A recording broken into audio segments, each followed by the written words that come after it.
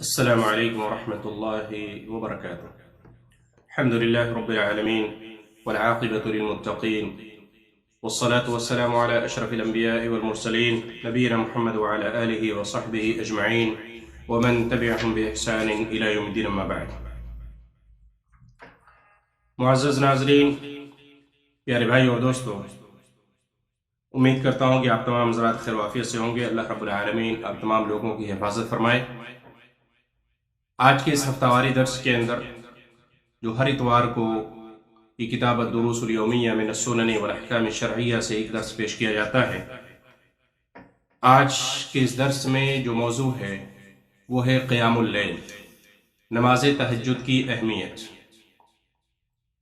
جیسا کہ میں اور آپ کو معلوم ہونا چاہیے کہ فرض نماز کے بعد سب سے افضل نماز رات کی نماز ہے. افضل الصیام بعد رمضان شہر اللہ المحرم وافضل الصلاة بعد الفریضہ صلاة اللیل، کہ قیام اللیل یہ فرض نماز کے بعد سب سے افضل نماز ہے. تو آج قیام اللیل کے بارے میں، تہجد کی نماز کے بارے میں، اس کی اہمیت کیا ہے، کچھ باتیں قرآن اور احادیث کی روشنی میں جاننے کی کوشش کریں گے. سب سے پہلے اللہ رب العالمین کا یہ فرمان اللہ تعالیٰ بیان فرماتا ہے: اعوذ باللہ من الشیطان الرجیم تتجافى جنوبهم عن المضاجع يدعون ربهم خوفا وطمعا، کہ ان کی کروٹیں اپنے بستروں سے الگ رہتی ہیں، اپنے رب کو خوف اور امید کے ساتھ پکارتے ہیں. اور یہی ایک مومن کی پہچان ہے. جو اللہ پر ایمان رکھتا ہے وہ اپنے رب کو خوف اور امید کے ساتھ پکارتا ہے. جو اللہ کے راستے سے یعنی دور کرنے والی چیزیں ہیں، اللہ سے دور کرنے والی چیزیں ہیں، یا جو بھی اللہ نے جن چیزوں پر عذاب کی دھمکی دی ہے اس سے ڈر اور اللہ کی رحمت کی امید کے ساتھ اللہ کی عبادت کرتے ہیں، اللہ کو پکارتے ہیں، اللہ سے دعا کرتے ہیں. تو یہ مومن کی پہچان ہے کہ ان کے بستر یعنی ان کے کروٹ ان کے بستروں سے الگ رہتے ہیں. یعنی وہ رات میں اٹھ کر جب لوگ سو رہے ہوتے ہیں، گہری نیند میں ہوتے ہیں، خواب غفلت میں ہوتے ہیں، بہترین نیند میں ہوتے ہیں، نرم گداز بستر پہ ہوتے ہیں، اس وقت اٹھ کر وہ کیا کرتے ہیں؟ اپنے رب کو خوف اور امید کے سائے میں اپنے رب سے دعا کر رہے ہوتے ہیں، اپنے رب سے ہم کلام کر رہے ہوتے ہیں. اسی طریقے سے اللہ رب العالمین نے دوسری کے ارشاد فرمایا: كانوا قليلا من الليل ما يهجعون وبالاسحار هم يستغفرون. اور رات کو بہت کم سویا کرتے تھے. یعنی صحابہ کرام کے بارے میں اللہ رب العالمین نے بیان فرمایا: كانوا قليلا من الليل ما يهجعون وبالاسحار هم يستغفرون، کہ وہ رات کو کم سویا کرتے تھے اور سحری کے وقت یعنی فجر سے تھوڑا سا پہلے جو ہوتا ہے، جو سحری کا وقت ہوتا ہے، اس وقت اٹھ کر وہ کیا کرتے تھے؟ اللہ رب العالمین سے دعا کرتے تھے، استغفار کرتے تھے. تو استغفار کا بڑا ہی افضل وقت، جو افضل اوقات ہیں ان میں سے ایک کیا ہے؟ سحری کا وقت ہے، فجر سے تھوڑا سا پہلے کا وقت ہے. اس لیے ہمیں چاہیے کہ ہم نماز تہجد کے وقت نماز تہجد کے لیے بیدار ہوا کریں. 2 رکعت ہی صحیح، لیکن اٹھ کر اس وقت جب پوری دنیا سو رہی ہوتی ہے، تمام لوگ سو رہے ہوتے ہیں، پورا محلہ سو رہا ہوتا ہے، پوری دنیا ساکت رہتی ہے، خاموش رہتی ہے، اس وقت اٹھ کر رات کی تنہائی میں اپنے رب کے سامنے ہم کلام ہوئیے، اپنے رب سے بات چیت کیجئے، اپنے رب کے سامنے اپنی ضروریات کو رکھیے، اپنے رب سے سوال کیجئے، اپنے رب سے استغفار کیجئے، جیسا کہ ان 2-3 آیتوں سے معلوم ہوا. اب آئیے 2-3-4 حدیثیں آپ کے سامنے رکھتا ہوں. ایک حدیث جس کو ابو رضی اللہ تعالیٰ عنہ فرماتے ہیں، وہ کہتے ہیں کہ اللہ کے نبی صلی اللہ علیہ وسلم نے ارشاد فرمایا کہ رمضان کے بعد سب سے افضل روزہ وہ محرم کے مہینے کا روزہ ہے. رمضان کے بعد نفلی روزوں میں سب سے افضل روزہ وہ محرم کے مہینے کا روزہ ہے. اور نمازوں میں سب سے افضل نماز فرض نماز کے بعد وہ قیام اللیل ہے، یعنی رات کی نماز ہے. رات کی نماز میں تہجد کی نماز. اخرجہ مسلم، اس حدیث کو امام مسلم رحمۃ اللہ علیہ نے بیان فرمایا ہے.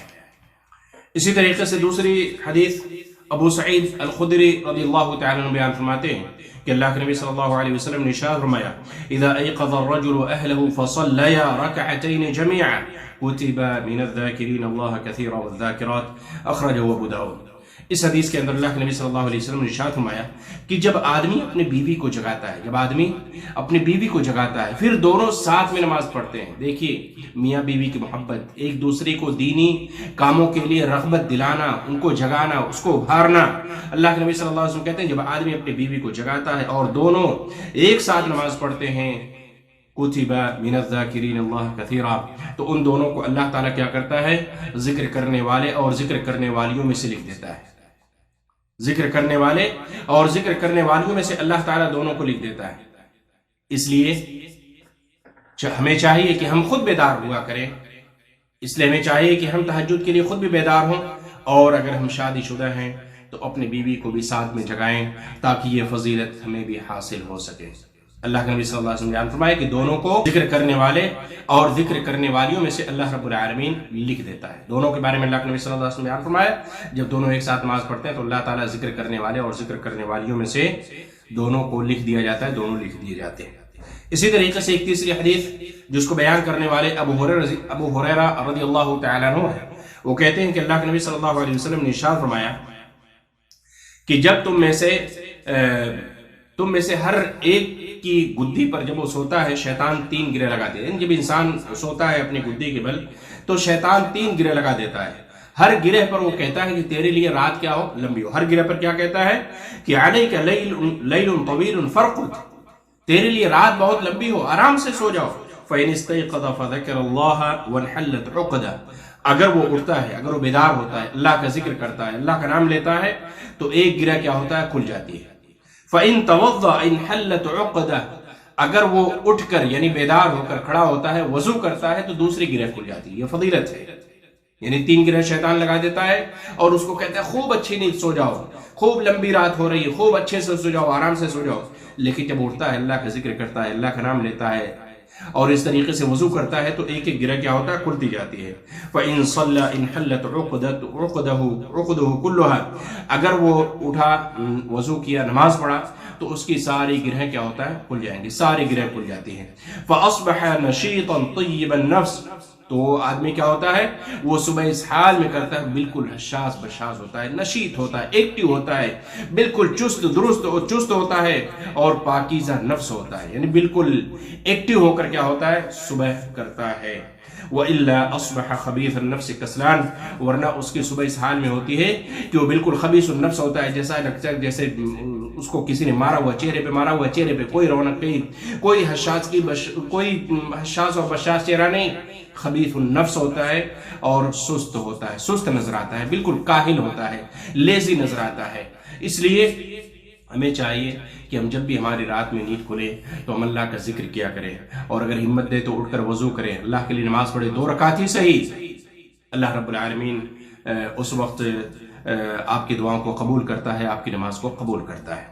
اسی طریقے سے چوتھی حدیث جابر بن عبداللہ رضی اللہ تعالیٰ عنہ سے وہ کہتے ہیں کہ میں نے اللہ کے نبی صلی اللہ علیہ وسلم سے یہ فرماتے ہوئے سنا ہے کہ ان فی اللیل ساعۃ لا یوافقها رجل مسلم، کہ رات میں ایک ساعت، ایک گھڑی، ایک لمحہ ایسا ہوتا ہے کہ جس لمحے کے اندر، جس گھڑی کے اندر بندہ اللہ سے سوال کرے تو اللہ رب العالمین اس کی دعا کو ضرور قبول کرے گا۔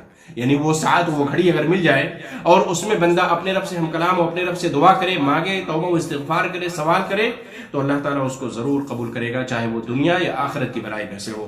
یسأل اللہ خیرا من امر الدنیا والآخرہ، دنیا اور آخرت کی بھلائی جو بھی وہ مانگنا چاہے، دنیا کی بھلائی، آخرت کی بھلائی، جو مانگنا چاہے، جو سوال کرنا چاہے، اللہ تعالیٰ اس کے سوال کو پورا فرمائے گا۔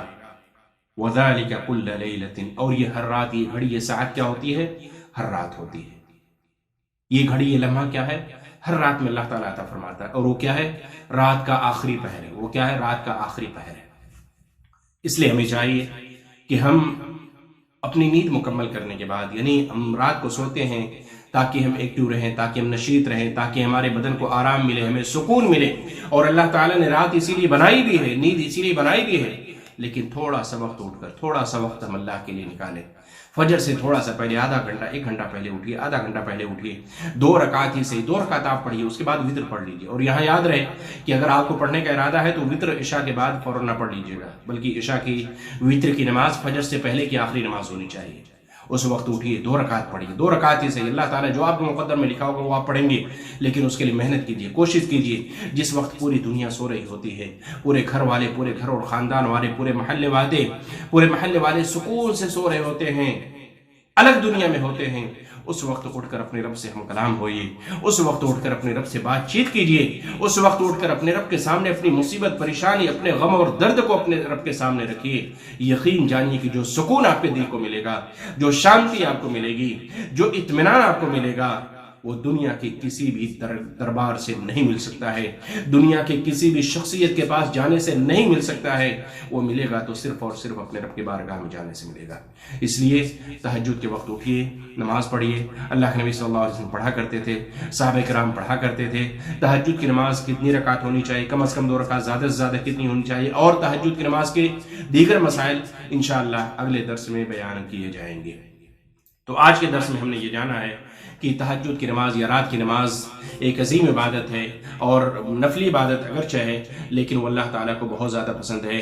اور فرض نماز کے بعد سب سے افضل نماز وہ رات کی نماز ہے۔ فرض نماز کے بعد سب سے افضل نماز وہ رات کی نماز ہے، فرض نماز کے بعد۔ اس لیے میں چاہیے کہ ہم تہجد کی نماز پڑھا کریں، جتنی بھی اللہ تعالیٰ ہمارے لیے مقدر میں لکھا ہو کوشش کریں، محنت کریں، اور اللہ کے لیے اس وقت اٹھ کر رات کے آخری پہر میں نماز پڑھیں اور اللہ رب العالمین سے دعا کریں۔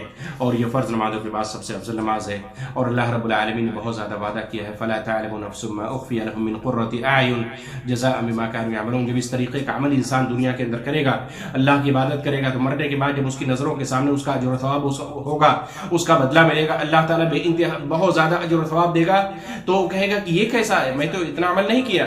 تو اس طریقے سے اللہ رب العالمین بہت زیادہ نیکیاں دے گا، بہت زیادہ اجر و ثواب دے گا۔ اس لیے رات کے آخری پہر میں اٹھ کر اللہ کے لیے نمازیں پڑھیے، اللہ سے توبہ و استغفار کیجیے۔ اللہ رب العالمین مجھے اور آپ کو توفیق عطا فرمائے، آمین ثم آمین۔ وصلی اللہ تعالی علی نبینا محمد وعلی آلہ وصحبہ اجمعین، والسلام علیکم ورحمۃ اللہ وبرکاتہ۔